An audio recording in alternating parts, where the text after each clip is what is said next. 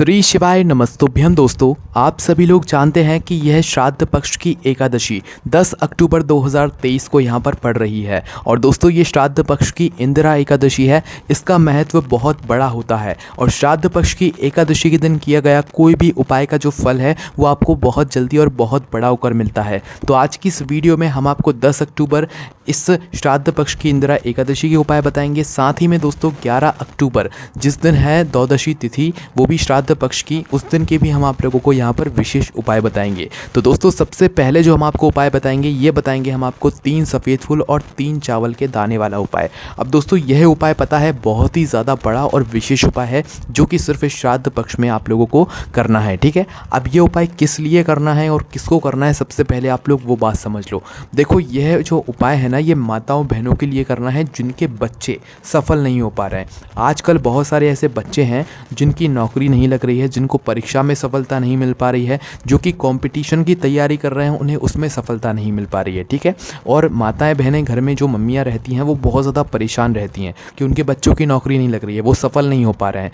तो भाई उस स्थान पर आपको यह वाला उपाय करना चाहिए। और आप चाहते हैं कि बहुत लंबे समय से आपके घर में कोई शुभ कार्य नहीं हुआ है, तो ऐसी अगर कोई दिक्कत है तो भी आप ये वाला उपाय कर सकते हैं। पर घर की जो माताएं बहनें होंगी, सिर्फ उन्हें ही ये वाला उपाय करना है। उन्हीं ये वाले उपाय अगर वह करेंगी तो ही आपको इस उपाय का अच्छा फल मिलेगा। ठीक है, तो अब उपाय को में क्या करना है, कैसे करना है, वो आप लोग यहाँ पर ध्यान से समझ लीजिए। और इस उपाय को करने के बाद आपके बच्चे को सफलता मिलना चालू हो जाएगी। आपका बच्चा हो चाहे बच्ची हो, उसको सफलता ज़रूर मिलेगी। ठीक है, तो अब उपाय में क्या करना है वो आप लोग सुन लो। देखो, इस उपाय में आपको सबसे पहले 2 चीज़ों की आवश्यकता होगी, एक तो सफ़ेद फूल और एक चावल का दाना। ठीक है, मतलब एक ये 2 चीज़ें होंगी, पर इन दोनों ही चीज़ों को आपको 3-3 मात्रा में लेना है। मतलब कि 3 ही आपको सफ़ेद फूल लेना है और 3 ही आपको चावल के दाने लेना है। अब सफ़ेद फूल आप लोग कौन से लोगे? सफ़ेद फूल वो जो भगवान शिव जी पर समर्पित होते हैं। मतलब एक साधारण से सफ़ेद फूल होते हैं जो भगवान शिव जी पर समर्पित होते हैं, और शिव जी को सफ़ेद रंग के जो फूल होते हैं वो बहुत ज़्यादा प्रिय होते हैं। ठीक है,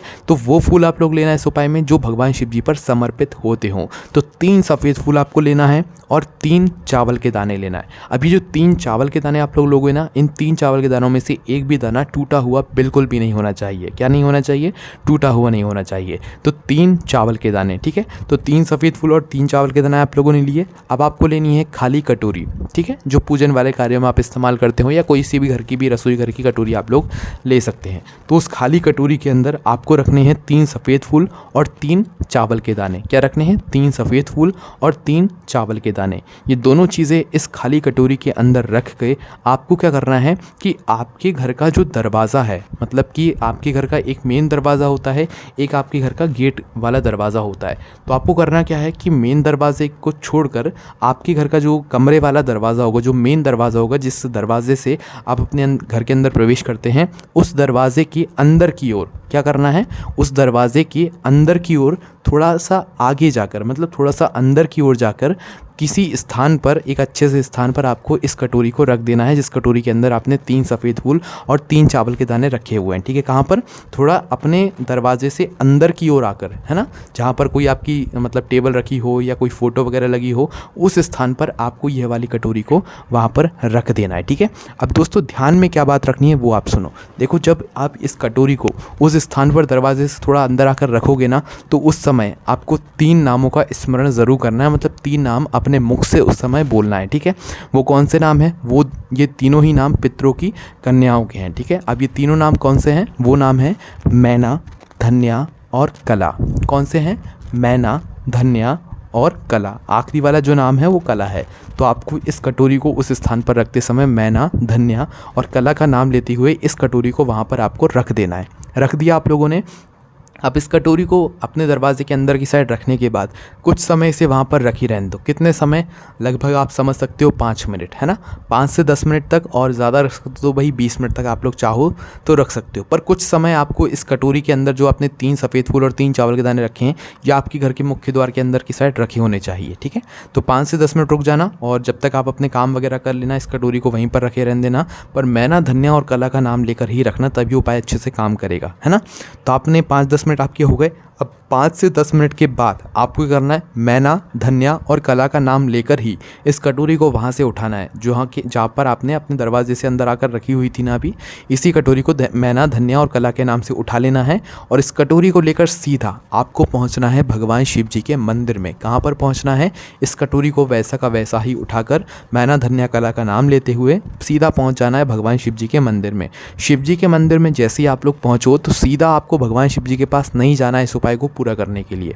आपको जब आप भगवान शिव जी के मंदिर में जाओ, आपको यहाँ पर रुकना है भगवान नंदी बाबा के पास में। किसके पास में, नंदीश्वर महादेव के पास में, है ना, मतलब नंदी बाबा के पास में, जो भगवान शिव जी की शिवलिंग के सामने की तरफ बैठे हुए होते हैं। तो आपको उस स्थान पर कुछ समय बैठकर पहले आप बैठ जाना, उसके बाद इस कटोरी का स्पर्श आपको नंदी बाबा से कराना है। ठीक है, नंदी बाबा से मतलब छुआना है, उनके मुख से आप लोग चाहो तो छुआ सकते हो या उनके चरणों से छुआ सकते हो। कहने का सीधा सा मतलब यह है कि नंदी बाबा से आपकी यह कटोरी स्पर्श करना चाहिए, या इसके अंदर जो 3 फूल और 3 चावल के दाने हैं ये उन नंदी बाबा से स्पर्श करने चाहिए, उनको छुआ कर आप लोगों को जो है आगे बढ़ना है। ठीक है, आपने इस कटोरी को नंदी बाबा से छुआ लिया, उनके मुख से भी छुआ सकते हो, उनके चरणों में लगाकर भी छुआ सकते हो। छुआने के बाद इस कटोरी को लेकर आपको आना है भगवान शिव जी के पास में। शिव जी के पास में अब जैसे ही आप लोग आ जाते हैं तो इस कटोरी के अंदर से जो 3 सफ़ेद फूल आपने रखे हुए हैं और 3 चावल के दाने रखे हुए हैं, इन 3 सफ़ेद फूल को भगवान शिव जी पर चढ़ा दो पहले, फिर 3 चावल के दानों को निकालकर भगवान शिव जी पर चढ़ा दो। अब यहाँ पर देखने वाली बात यह है कि जब आप इस कटोरी को नंदी बाबा से स्पर्श कराएंगे, उनको छुआएंगे, तो उस समय भी आपको मैना, धनिया और कला का नाम विशेष रूप से लेना है। ठीक है, और मैना, धनिया, कला का नाम लेने के बाद आपने नंदी बाबा को छुआते समय ले लिया, उसके बाद में जब आप भगवान शिव जी के पास में आकर यह 3 सफ़ेद फूल भगवान शिव जी पर चढ़ाओगे, उस समय भी आपको पितरों की बेटियों का नाम लेना है, मैना, धनिया और कला, और 3 चावल के दाने चढ़ाते समय भी मैना, धनिया और कला, है ना, और भगवान शिव जी पर ये 3 सफ़ेद फूल और 3 चावल के दाने आपको चढ़ा देने। उसके बाद में आपको भगवान से प्रार्थना करना है अपने बच्चे के लिए, अपने बच्चे की सफलता के लिए। निश्चित ही उसको सफलता ज़रूर मिलेगी, वो भी कुछ ही समय के अंदर। आप देखना इस उपाय को करने का कितना बड़ा फल मिलता है। इस उपाय को बच्चे के जो मम्मी होगी, जो माता होगी, वो ही करेगी, इस बात का आपको विशेष रूप से ध्यान रखना है। ठीक है, अब दोस्तों हम बात करते हैं उस विशेष और बड़े उपाय के बारे में, जिस उपाय को आप लोग इस श्राद्ध पक्ष की इस इंदिरा एकादशी के दिन भी कर सकते हो और अगले दिन द्वादशी तिथि के दिन भी कर सकते हो। मतलब कि 10 अक्टूबर को भी कर सकते हो और 11 अक्टूबर को भी इस वाले उपाय को कर सकते हो, जो कि हम आपको यहाँ पर बताने जा रहे हैं। अब इस उपाय में आपको क्या करना है वो आप लोग सुनो। जो ये वाला उपाय है ना, ये आपके ऊपर से पितृदोष को भी दूर करेगा। तो अगर आप लोगों के ऊपर पितृदोष लगा हुआ है, आपको ऐसा लगता है कि आपके घर में धन की बहुत ज़्यादा समस्या है, लड़ाई झगड़ा बहुत होता है, और आपके घर में आपको ऐसा लगता है कि आपके घर के सदस्य जब खाना खाते हैं, आपके घर के सदस्य, तो उनकी थाली में एकदम से बाल निकल आता है। तो अगर ऐसी कुछ समस्या आपके साथ कभी हुई है, या ज़्यादातर होती रहती है, आपके खाने की थाली में बाल निकल आता है, तो आपके पितर आपसे कुछ चाहते हैं, वो आपसे अभी नाराज़ हैं। ठीक है, वो आपसे कुछ चाहते हैं। तो अगर आपकी खाने की थाली में भी कभी बाल निकला हुआ है, तो आपको यह वाला उपाय इस इंदिरा एकादशी या अगले दिन द्वादशी तिथि के दिन ज़रूर करना चाहिए। मतलब 10 अक्टूबर या 11 अक्टूबर, दोनों दिनों में से आप किसी भी दिन इस उपाय को कर सकते हैं। एकादशी के दिन करेंगे तो भी अच्छा है, द्वादशी तिथि के दिन करेंगे तो भी अच्छा है। अब इस उपाय में क्या करना है वो आप लोग यहाँ पर ध्यान से सुनिए। देखिए, इस उपाय में सबसे पहली चीज़, आपको जो चीज़ों की आवश्यकता होगी वो हम आपको बता देते हैं। सबसे पहली चीज़ इसमें आपको आवश्यकता होगी एक पीपल का पत्ता। किस चीज़ की?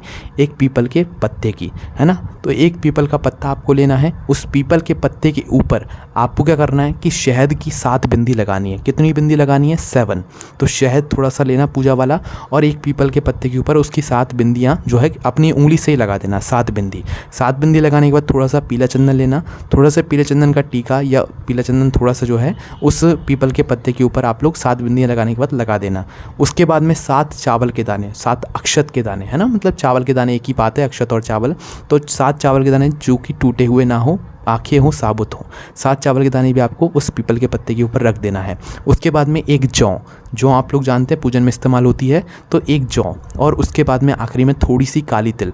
आपको ये सभी चीज़ें इस पीपल के पत्ते के ऊपर रख देनी है। ठीक है, पीपल के पत्ते के ऊपर ये सभी चीज़ें रखने के बाद अब आपको जाना है किसी ऐसे स्थान पर जहाँ पर जल बह रहा हो, मतलब कि किसी भी नदी के पास में जहाँ पर बहता हुआ जल हो, है ना। जल थमा नहीं होना चाहिए, इसीलिए हम ये नहीं कह रहे हैं कि आपको ये वाला उपाय किसी तालाब तालाब या सरोवर के पास में करना है, क्योंकि तालाब और सरोवर का पानी रुका हुआ रहता है। आपको ऐसे पानी के पास जाना है जो पानी बह रहा हो, मतलब सीधी सी बात है, किसी भी बहती हुई नदी के पास जाना है ना, जो पानी बह रहा हो, रुका नहीं हो, बह रहा हो। तो ऐसी नदी में जाना है जिस नदी का जल जो है बह रहा हो, या कोई ऐसा स्थान जहाँ पर अच्छा शुद्ध जल बह रहा हो। तो आपको उस स्थान पर जाकर इस पीपल के पत्ते के ऊपर ये सभी मतलब सामग्रियाँ रख कर अपने पितरों का स्मरण करके, मतलब आपके जो पूर्वज हैं उनका स्मरण करके अपना नाम और अपना गोत्र बोलकर इस पीपल के पत्ते को बहते हुए पानी में आप लोग छोड़ देना।